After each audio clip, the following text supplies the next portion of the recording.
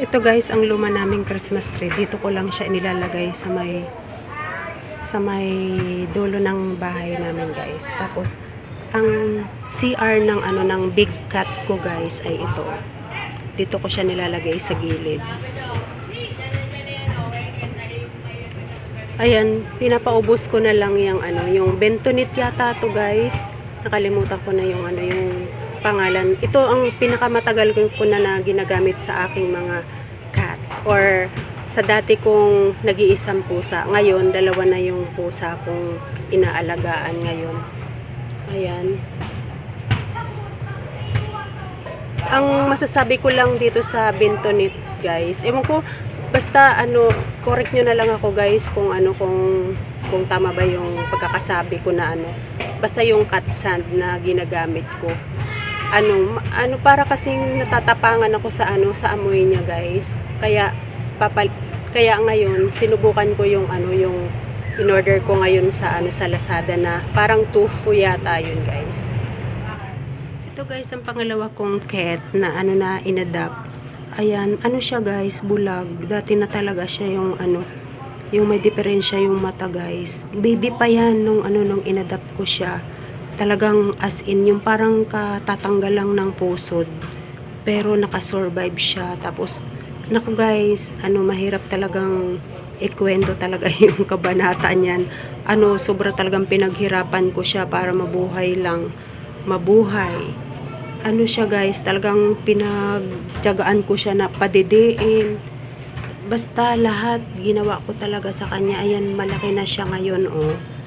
Kaya lang, ang problema sa kanya, ayan, kakain siya. Ang cat food na na pinapakain ko sa kanya ngayon guys ay power cat na for kitten. Kasi yung yung one na na cat food na para sa kitten, masyadong mahal siya guys. At saka parang hindi niya hiyang. Ngayon, inano ko siya doon sa yung sa power cat na para sa kitten. Parang tumataba na siya ngayon oh. Siya guys, mag 3 months. Or siguro nasa 3 months na kasi mahal na araw ko yan, inadapt ko siya eh. Ayan oh. Ang problema ko sa kanya, kaya binilang ko siya ng kulungan ng ganito kasi nangangagat siya. Excuse me. Nangangagat siya. Yung harot, masyado siyang maharot kasi nga baby pa siya, yung mapaglaro siya ba? Mahilig siyang maglaro. Mahilig pa siyang maglaro. Tapos ito namang nabili ko sa Lazada, kulang-kulang 400 pesos. Ito yung pagkain niya. Tapos meron din siyang tubig dito. Tapos nag-DIY ako, inanuhan ko siya ng ng duyan. Dito siya natutulog. Ayan ang niya. Tapos meron din siya mga laruan. Dati pa yan yung mga laruan na to sa malaki kong pusa. Ngayon siya na ang naglalaro. Ayan, may laruan pa dito.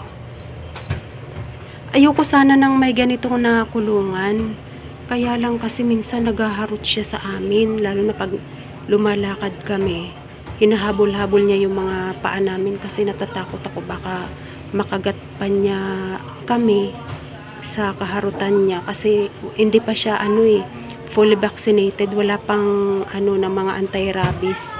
Ang sabi nung vet, ang binigay lang sa akin ngayon yung ba yun, yung probiotics.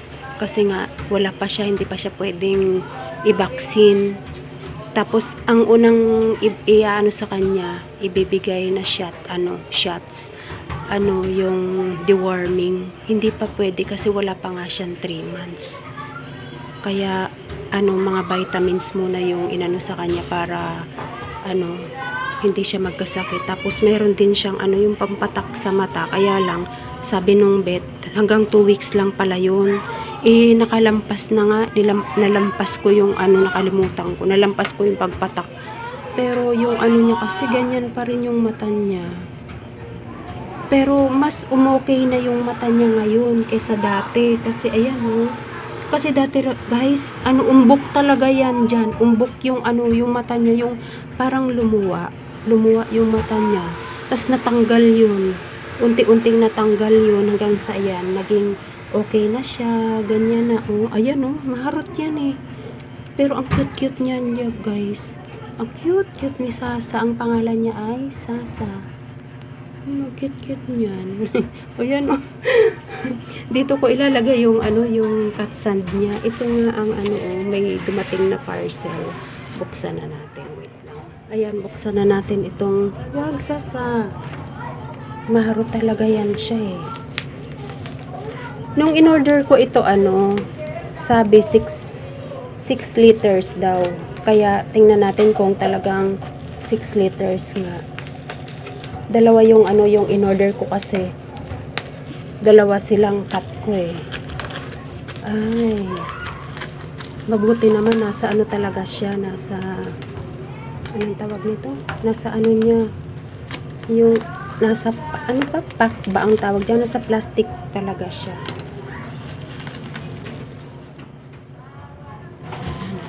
Kasi ang alam ko talaga nito parang nung nakaraang taon, nung parang pandemic ata yun, yung ng COVID. Naka-order ako nito, parang 1 kilo lang, parang trinay ko, pero hindi siya nakalagay dito. At least ito, talagang nakalagay dito sa niya, sa supot niya, sa balot niya. Tingnan natin. 6 liters, tama. 200, basta yung dalawa na to, 202 pesos. Dalawa ang kinuha. Ayan.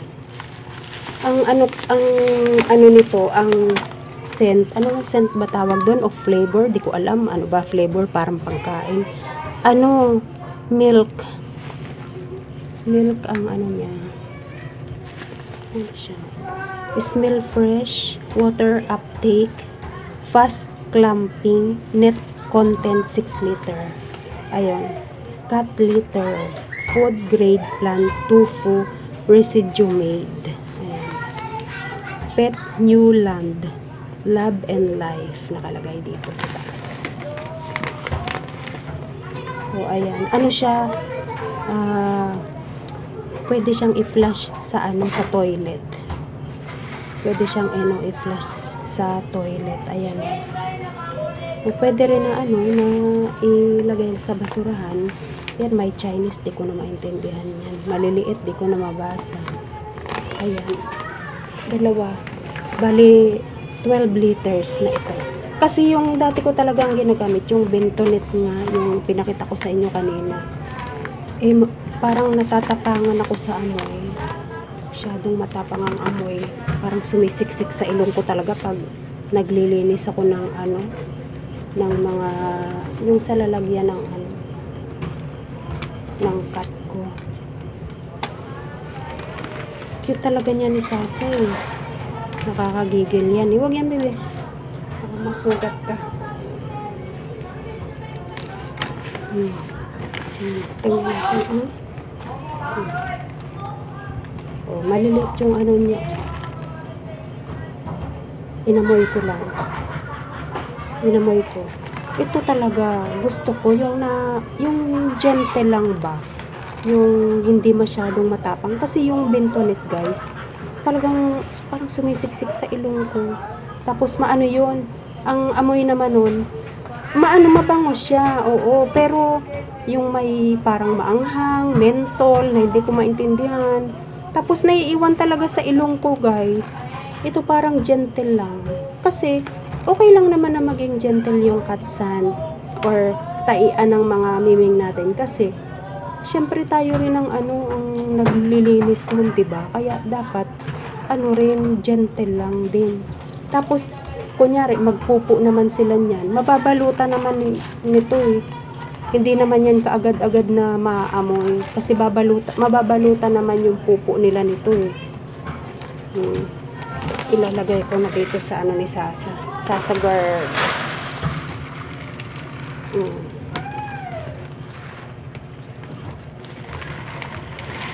Ay, Sasa. Ngaro talaga. Tapos ang pa noon, yung sa Bentonit, kasi nga, guys, bilog yun, di ba?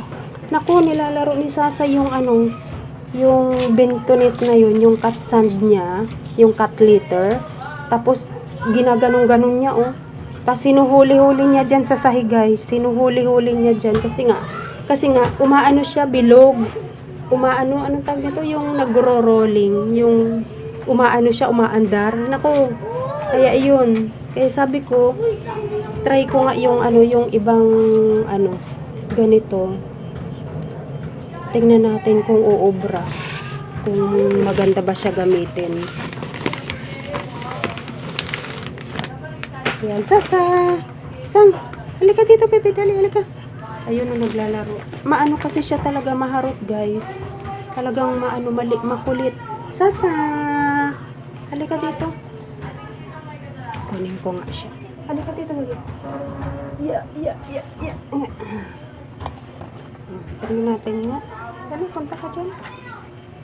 O ano, tingnan natin kung ano pang reaction niya. Ayan na nga. Agoy. Ayan na, oh. Ayan na. Kumuha siya, nakita nyo? Kumuha siya, tapos ayan, nang huli-huligin niya na yan. Ayan, kinakalat na. Kinakalat na. Aray ko. Dito, Pepe. Diyan ka, tatai. Diyan ka, iihi. Ayun na. Ayan na. Ewan ko lang, sana wag naman niya ikalat. Ayan na. Agoy, ayun na, nagkalat na siya. Ay, Diyos ko, ang kulit-kulit talaga. Pero dun sa ano, sa katsan niya, yung sa cat litter na bentonit, nakakaihi na siya doon. Kaya lang, yung pagdudumi, hindi pa niya matutunan, guys. Diyan siya, dumudumi sa kulungan niya. Naku, kaya binabantayan ko talaga yan. Ayun, wala na, nagkalat na siya, oh. Ay, Sasa. Hala, baka kainin. Uy, Sasa. Ay, Sasa, hindi yan pagkain. Naku, Diyos ko, ayun na nga. So. Gaga. Huwag yan. Naku, itabi ko na nga muna, guys. Sasa, ayan, napakaharo talaga, oh. Maharo talaga ito, eh. Halika, ikulong ko na nga muna siya. Sasa! Ikulong ko na muna. Wala, nagkakagulo na kami, guys. Diyan ka na muna. Doon. Diyan ka na muna.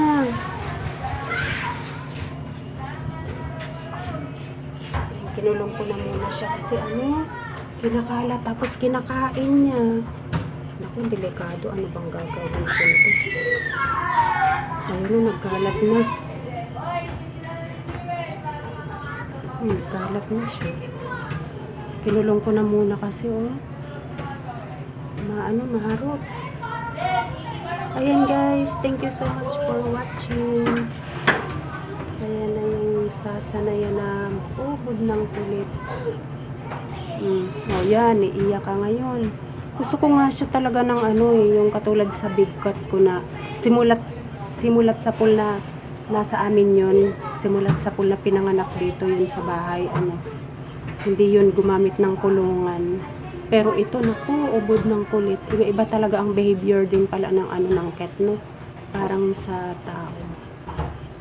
Wait lang, ano ko, tas pakakawalan ko na siya.